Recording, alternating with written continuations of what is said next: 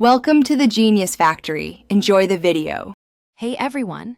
In this video, I will explain how to replace a side view mirror on your Hyundai Elantra. It's a straightforward process that can save you a lot of money. First, let's gather our tools. You'll need a 10mm socket or wrench, a flathead screwdriver or a trim removal tool, and a soft cloth. Of course, have your new replacement mirror ready.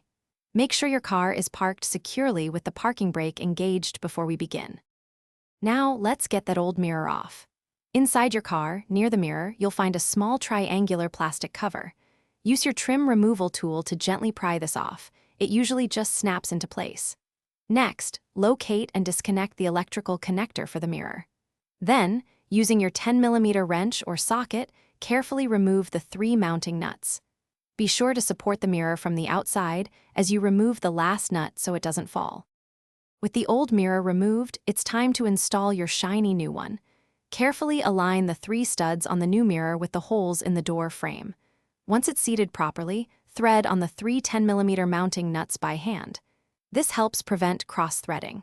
After they are hand-tight, reconnect the electrical wiring harness. You should hear a satisfying click, confirming it's securely connected.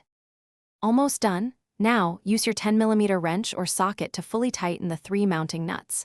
A torque of about 8 Nm, or 6 foot-pounds, is ideal.